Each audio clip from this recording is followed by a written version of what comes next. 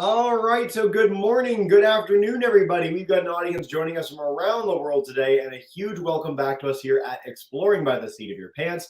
For those joining us for the first time, we're all about bringing conservation, adventure, and science into classrooms around the world. And I'm particularly excited you're joining today because today marks the wrap-up of our epic Oceans Week celebrations with scientists and explorers around the globe. By the end of today, we will have done 21 broadcasts in 1 week with people in, I think, 10 countries. It's been an incredible ride. You can catch absolutely all of it at our YouTube channel.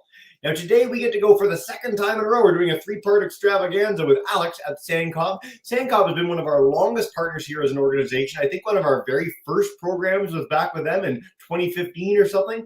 We're heading to Cape Town, South Africa to learn about their amazing work to rescue, rehabilitate, re-release injured seabirds, particularly penguins, everybody's favorite. And they serve as an education hub to really make sure that the public knows about the plight that some of these animals are facing and what they can do to protect them. Honestly, you guys are in for such a treat today. I'm so excited to tour the facility. And without further ado, Alex, welcome back. Nice to see you again. Take us away.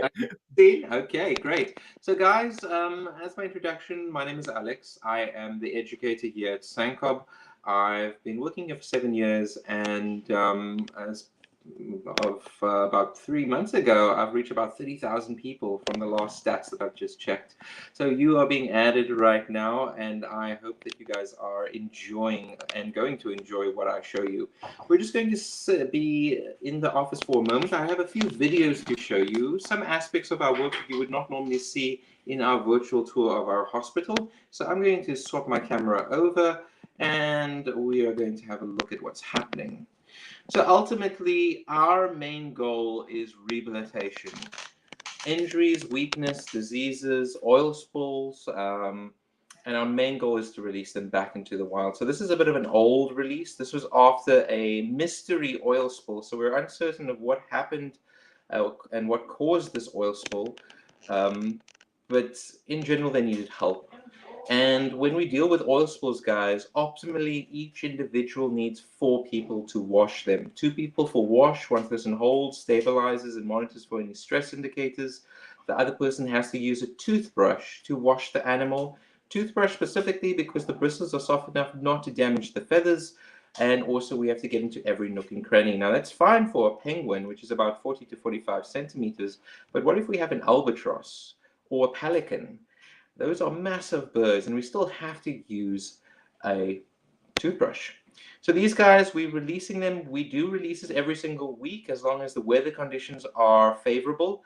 And in order for us to release them, they have to pass 3 final tests. Their blood work has to be clean. They have to be in good weight condition. And they also have to have perfect waterproof feathers as well. Other aspects of our organization include things like chick rearing. So our organization is the first and currently still only organization to hatch, raise, and release African penguin chicks back into the wild. So these guys are coming from the colonies. We actually employ penguin rangers at places like Boulders Beach, Stony Point, Robben Island, Dustin Island, and they're evaluating the health of the colony. They're noticing any injured individuals and any abandoned chicks and eggs, and then they'll be transported to us. We get on average about 2,000 to 2,500 animals every year, so we get birds every single day. And most of those are actually not coming from the rangers, but from the general public. This little guy over here, however, he's getting some fish smoothie. So blended fish with some vitamins, minerals, calcium. That's all a supplement for the fish that he's going to be having right now. And that's quite important because these guys are going to grow very, very rapidly. So if your learners grew as fast as a penguin, they would be born today. On Sunday, they'll be adult sized. And then on Tuesday, they'll get kicked out of the house. So they'll be kids for 5 days. And parents will be parents for 5 days.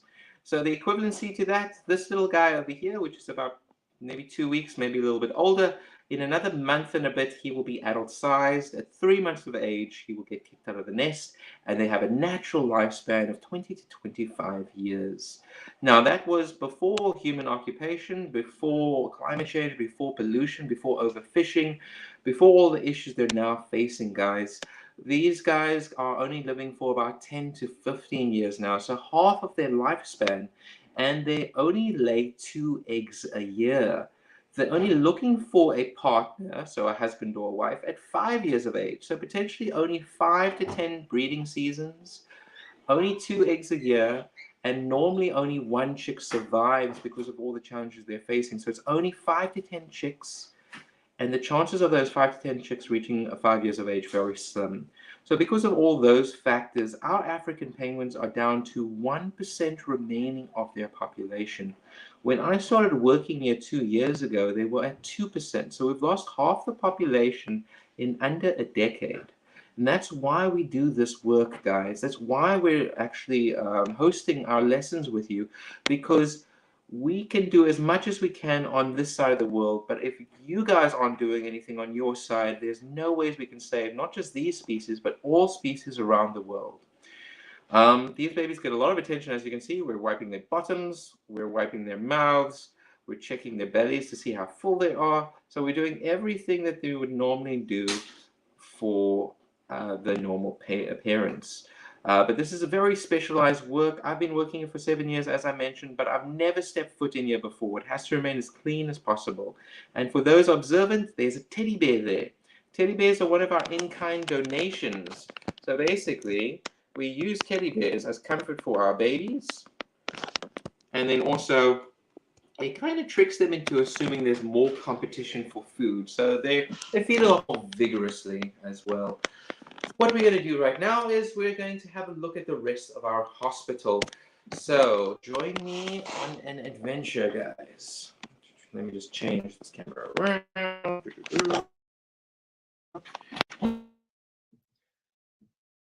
Alex, well, he's walking into the hallway. We lost him here an hour ago as well. So I will highlight the fact that if you want to learn more, keep the excitement going after the broadcast, sanccob.co.za and at SANCCOB are your resources to learn so much more, see amazing pictures of the work they do there. And we've got Alex back, so I'm going to let him share the rest because we are outside in the amazing facility itself. Alex, what do we got here, man? This looks great. Okay, so you guys will see a number of species over here. The one smaller walking bird at the bottom over there, that is a swiften. The larger gulls that you see at the top are our kelp gulls. We have several African penguins, which we have 37 in here. However, this area in general is the fanciest section of our hospital. So they have the salted pool, they have the sand, they have the rocks, they have the plants. And it's very fancy because, unfortunately, all of these individuals are patients that can't be returned back into the wild. They're here for life, and that's because they're hurt in a way that they'd be unable to survive if we did release them. So some of them, their beaks are a bit skew, which means it would be difficult for them to hunt and to swallow their prey. Others have lost a foot or a flipper. Some have lost vision in an eye. We have a penguin that has neurological problems. So I often joke she's a bit bipolar. Her personality does kind of swap over now and then. But generally, these are issues that they wouldn't survive with out in the wild. But the other main reason why they would be here is that they're too tame, if they like people too much. And that's something we always have to be very, very careful about, guys, because if they become too tame, if they like people too much, what that means is when we release them out in the wild, because remember, we have to release them. We're not a zoo, we're not an aquarium, we don't want to keep our animals, we want them to go back home. And that's just to bolster the populations out in the wild because we only have 1% remaining. So when we release a tame individual, they're just going to be following people around, expecting to be fed. And they're not going to survive doing that. So it's very, very challenging. So we have very strict protocols and procedures in place. We have to be very careful with how we interact with our animals and also on how we move around them, the noise levels, everything. And that's incredibly important, especially for our babies, because the babies are even more susceptible to stress and taming as well. Now, we're in a bit of a seabird crisis at the moment. We have just received over 150 abandoned chicks unexpectedly because we're outside of the normal chick season as well. And they've come to us because of the bad weather conditions. So climate change, guys, how much carbon we're pumping out into the atmosphere, very, very problematic because there's stronger storm systems, which damages the colonies and their nest sites.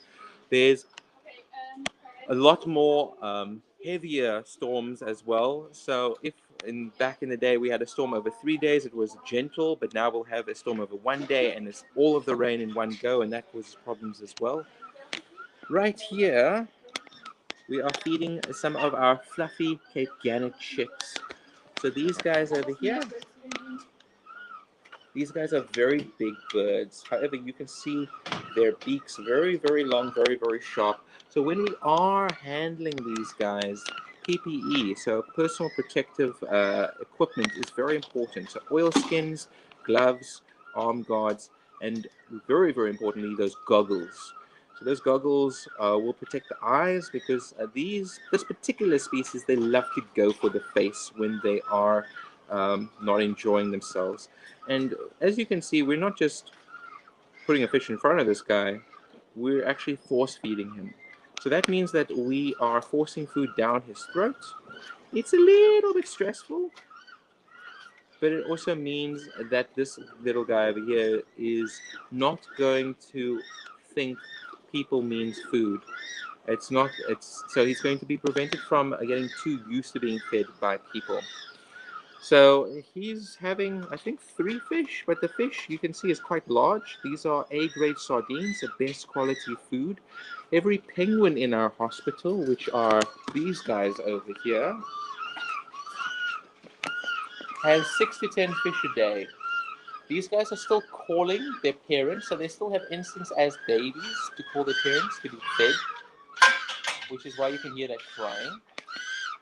But these guys, they've lost their fluffy downy feathers. We'll go there a little bit later on.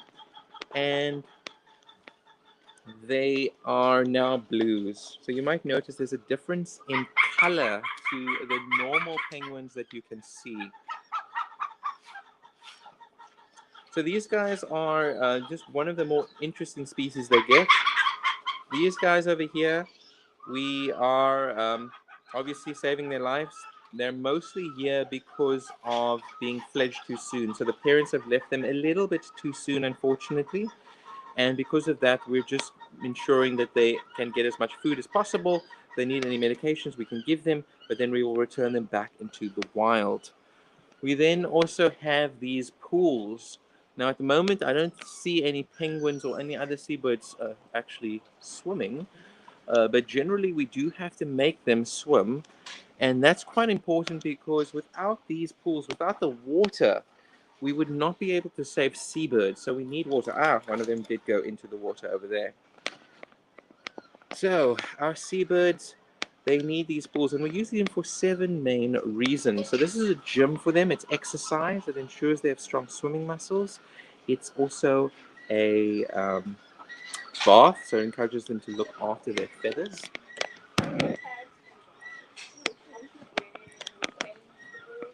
It's also a social activity, so if there's more than one penguin in here, they'll be socializing and having some fun with their friends. And then also it's used for temperature control, so if they're getting too warm, we can put them in the pool. It's also used for physio for certain conditions, and used to test the waterproofing of their feathers. And that's quite important, guys. So if you guys don't know, African penguins can reach speeds of 24 kilometers an hour. Now, most of you guys, if not all of you, don't use kilometers an hour, you use miles. So I'm giving you some homework. I'm sure you guys love homework. You guys can convert 24 kilometers an hour to miles, and you can work out how fast they can actually travel. African penguins are also amazing divers. So if you guys didn't know, African penguins, which is a small to medium-sized penguin, can reach depths of 120 meters, guys. 120 meters, that's if you guys are standing on the 40th floor of a building looking down. That's 120 meters. Emperor penguins, which are the largest species of penguin in the world, living species, they can reach a depth of 500 meters, half a kilometer underwater on one breath hold. Remember, they're birds, so they do not breathe underwater. They're holding their breath. Emperors can hold their breath for 20 minutes or longer. I'm just going to go to the babies now, but I have to be very, very quiet, guys. So I'm just going to be a little bit silent now.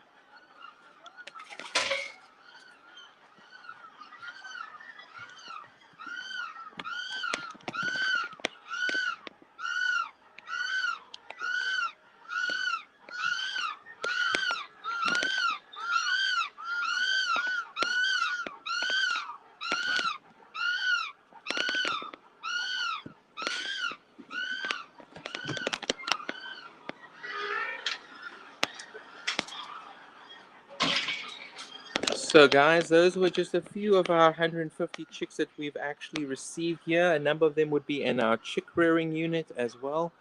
So very, very important.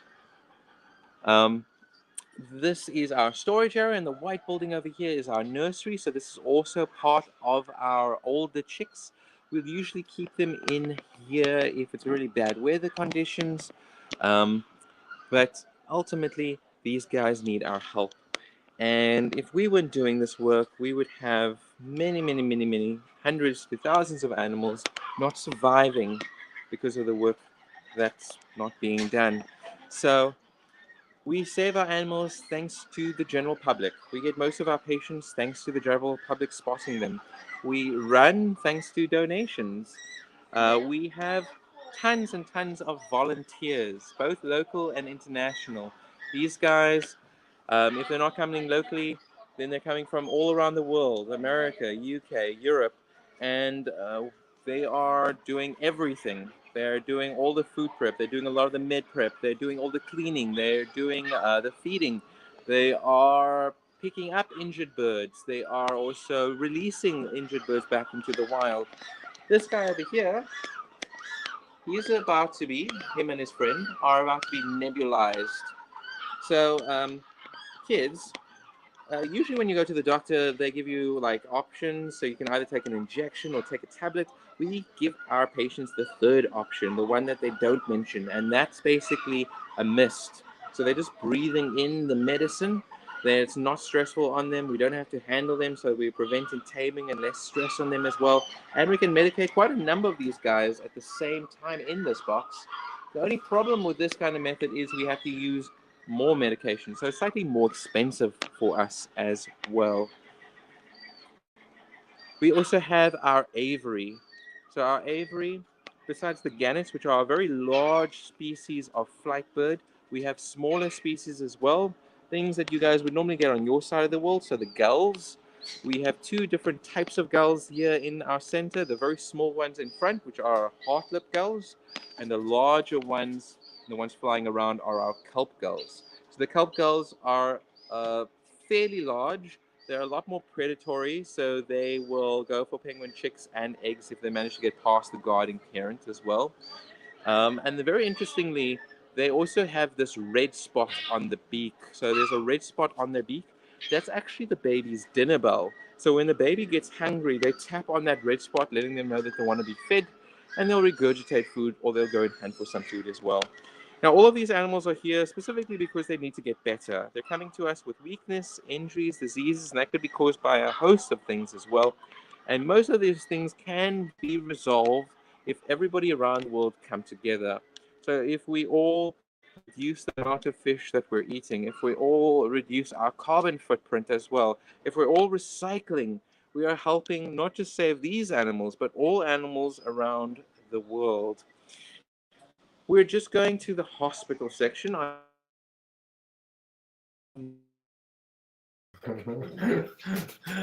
Trying so valiantly to get us back to the hospital, Alex, and it's still not working. Oh no. Still with me? Let's see if it works. Okay. Maybe. Fingers crossed, everybody. Okay. So guys, I am currently in our admissions room. I have to talk a little bit softer. But this area is when we admit any new patients. So what we do is we weigh the animals. We have a weighing scales over here, smaller scales for smaller species or chicks.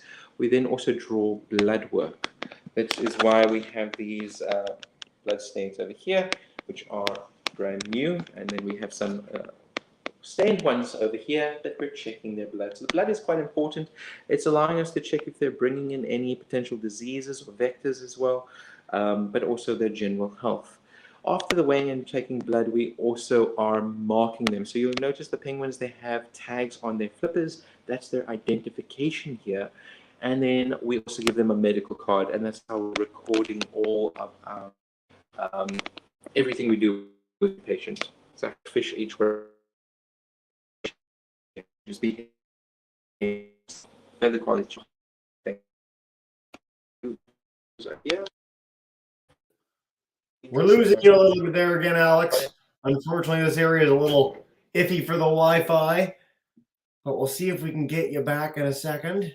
While we're doing that, I will note again, if people want to follow up with us, we've been highlighting this all day. Again, the SANCCOB team has been doing broadcasts with us for the last 7 years. They do such amazing work. So if you want to check out the work they do, support the work they do, whether it's as easy as sharing pictures or donating, sanccob.co.za at SANCCOB. There's so much more to discover when you're done this program. And hopefully we're back soon with Alex for a really exciting Q&A. So start sharing those questions in the chat on YouTube. We'd love to hear from all our classes.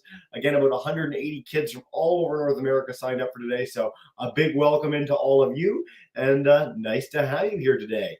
Alex is going to come back in a sec. He's going back to the live area outside. Earlier, we had the chance to hear about some of the care on the penguins, some of their adaptations for swimming in the water, maintaining their body temperature in what can be chillier waters off the coast of South Africa and beyond. And so if you want to ask about the penguins specifically at SANCCOB, the facility itself, anything about penguins broadly, we're going to try and get answers for you over the next 15 minutes. But please feel free to share there. While you're waiting too, I will note that we've done a bevy of programs at SANCCOB over the years, and if you're keen on them or anything else during our Oceans Week celebrations, our YouTube channel has absolutely everything. So if there's been a program that you were keen to see that you might have missed for Oceans Week, type in the name of it on our YouTube channel, head right there. They're all there. They stay there forever. You can watch them in 3 weeks or in 3 years. You can watch back our first broadcast 7 years ago. Lots to take a look at. Sounds like we've got Alex back. There's Alex again. Hey, man, you tried so valiantly. I think I must just dodge that hospital section. The Wi-Fi is just not great for me on that side, unfortunately. Guys, so yes, does anybody have any questions? Anybody have any questions about rehabilitation or seabirds, life, love? You name family, it, the universe itself. We're starting to get a bunch of questions pouring in on YouTube. So Mr. M's class wants to know, how do you find the penguins? You talked about this briefly, but if you could reiterate for us where you get the penguins to begin with, that would be great. Okay. So normally penguins are only found in colonies, and most of our colonies are found on off-coast islands. So we have 2 mainland colonies, which is unusual, and that's just because on the mainland there are a lot more predators, but because we fenced off the area, they're somewhat protected. So that would be Boulders Beach in Simonstown and Stony Point in Betty's Bay. Now, if we do spot a penguin outside of those general areas, most of the public call us in because they're a bit concerned that the penguin isn't going back to their colony. So that's the first sign that there's a potential problem. It's not necessary that there is a problem, because sometimes they just come to the coast to actually rest and relax, because swimming takes a lot of energy out of them.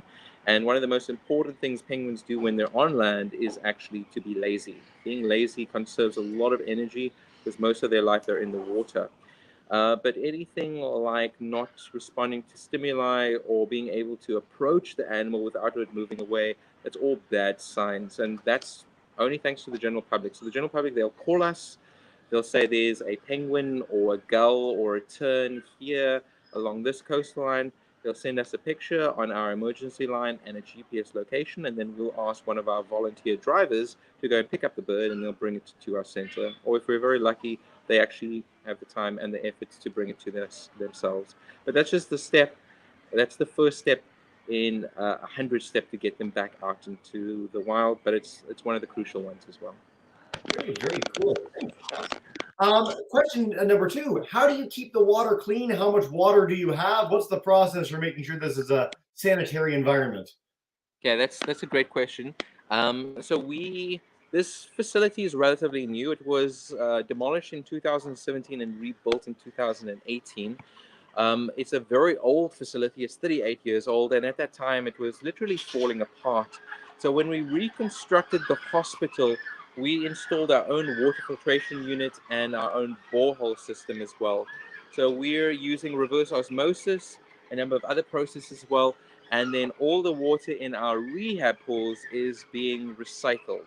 So we can recycle our water over several months. Our water bill is very low in comparison to the old one, but our electricity bill is quite high, unfortunately.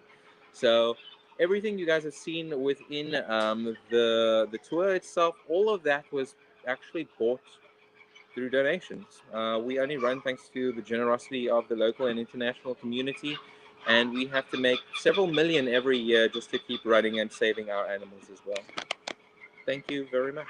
Thank you very much. Question that we figure we're always going to get. How many penguins do you actively have there right now? How many have come through since you were founded? I know that might be a big number. Okay, so at the moment right now, we have about 400 patients. That's including the 150 abandoned chicks. And in total, the number that we've saved since 1968 is over 100,000 marine birds and counting, which is covering over 50 different species. So things like our African penguin, which is very, very common, to things like parasitic jaegers, skews, different types of terns and cormorants, albatross and rare occasion as well. So it's quite a number of species that we handle. We get on average about 24 to 28 different species as well. Wow, very cool. A question I always love when we get, how does someone get your job? How would someone work at SANCCOB, or specifically the role that you have? How did you get into this? Because it's pretty cool. Okay, so my job as an educator is obviously to inform the public of what's happening out in the wild, specifically about, come on guys.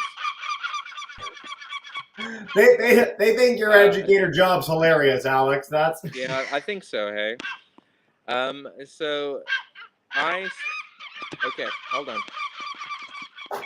Oh, I'm never gonna get anywhere with that. I love live broadcasting. This is the best job in the world. So I studied nature conservation, which in our university is a 3-year course, 2 years of theory, 1 year of prac. The prac year, you go and work and live on a nature reserve, and that was specifically for my university. I'm uncertain if it's the case for all universities, but during the prac year, you're kind of exposed to as much that you could potentially experience in conservation. So things as normal as pond surveys and animal surveys, to fighting fires, law enforcement work, so anti-poaching, fixing vehicles, preparing herbicide, alien clearing, and education. So you are kind of a jack of all trades when it comes to conservation. And yeah, I just noticed that I'm fairly good in terms of communicating and educating the general public. So after I received my diploma, this is the jobs, one of the jobs that I applied for, and I was very fortunate to get it. And I've been here for 7 years, and I've loved every moment of it. Amazing. And by the way, I will note, as someone who's been to university for conservation biology and whatnot, your university sounds super cool. I didn't get to do anything like that, so I'm going to come to South Africa and recommend that to our students from now on. Alex, a great question. Where do you get all the fish? Where are they coming from? What's going on? Okay, so if the Wi-Fi was being a little bit more agreeable with me, I would have shown you our food preparation area. That is the most important room in SANCCOB by far. However, it is our only catch-22 situation, and that's just because we are using an immense amount of fish to keep our patients alive. Now, each one of our penguins here has 6 to 10 fish, and especially when they start molting, they will eat 3 to 4 times more than that, so they'll have anything from 15 to 20 fish.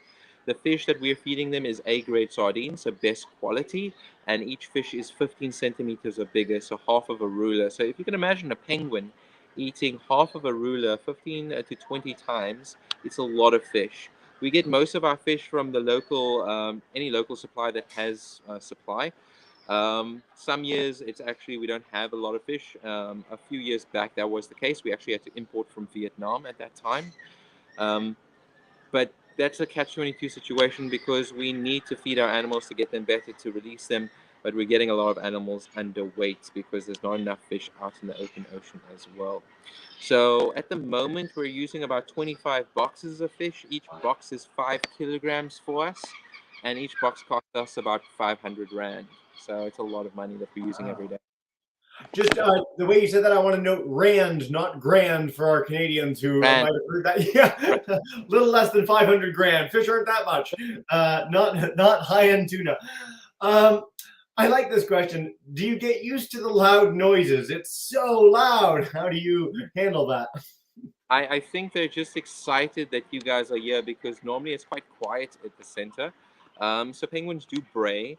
Our African penguins have other names as well. So We also call them jackass penguins because they sound like donkeys. Americans have a different name for them. They're often called black-footed penguins. So depending on who you're talking to and what they're referring to, there'll be different names, but it's all the same species. And the bray, it sounds like a donkey. So I'm not going to do it for you because this is live, but generally, generally speaking, generally speaking, it's a very interesting noise, and they have very good hearing. When there used to be colonies of millions of penguins, the parents could pick up on the unique call of their chick, while everybody else was making a commotion. So it's very impressive. Their hearing and their noise levels as well. I want to know that you to know that I'm ever so mildly disappointed in you. We did have a manatee guy on who made the sound of the manatee the other day. I'm just saying that there's been a standard of making strange. Look, everything I've said right now is factual to a 99% degree. But if I do a noise that's not an African penguin, some penguin expert somewhere is going to have my head. So I would prefer to have my head. Fair enough. Fair enough. I'll give you that one. Alex, we got time for one more question. I know you're doing another broadcast with us in a minute too, and just a huge thanks for all your time today. But for our classes today joining, we've got classes on coast. We've got classes that have maybe only seen penguins in zoos. We've got classes that have never seen a penguin other than a picture in their life. For classes like that, what can they do to help protect penguins like you have in South Africa? Okay, so there is quite a lot that you can do to help us save these animals. And you can do it at your home right now. I'm just going to quickly change the camera around because my face should be quite boring right now. I'll let you to see a few of the birds while I'm talking. So if you guys can recycle, recycling saves millions to billions of lives potentially. For instance, the decomposition rate of things like banana peels is 2 to 3 weeks. Paper is 5 to 10 weeks. A cigarette butt takes 10 to 15 years to completely decompose. Tin cans, 200 to 500 years. And a glass bottle takes 1,000,000 years to actually completely degrade.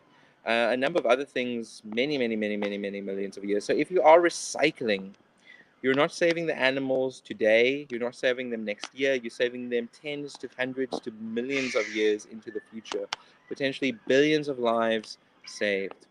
If you guys are not using any plastic straws, you are saving many lives as well. So straws are a big issue, especially for birds, because for birds, they look like an amazing material to use for their nesting. So they often actively go and pick them up, and because they use their beaks to pick them up, they sometimes swallow them, and that is problematic.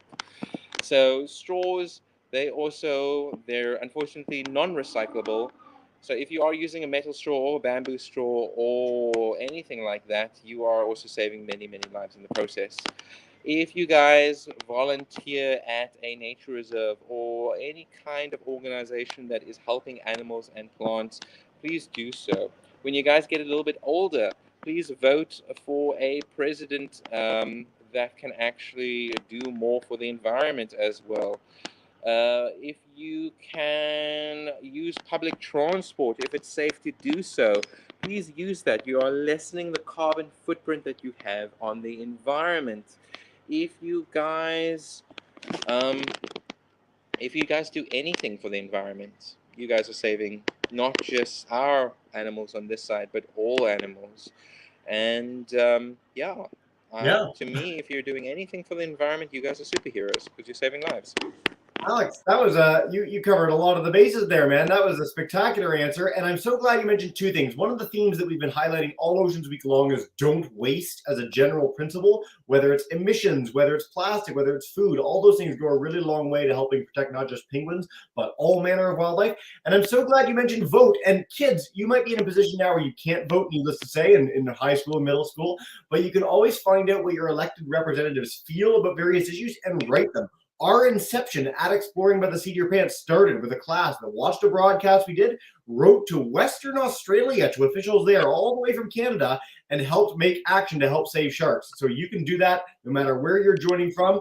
Your voice does make a difference. We've seen that in a huge way over the last years, and I'm so glad you highlighted that, Alex. This has been so much fun. Part 2 of 3 for our classes live on YouTube. A big thank you to you for joining us for Oceans Week. Again, check out the amazing SANCCOB site to learn more. And Alex, what a pleasure, man. I'll see you again in 15 minutes and have a wonderful time till then. Bye for now, man. See you soon.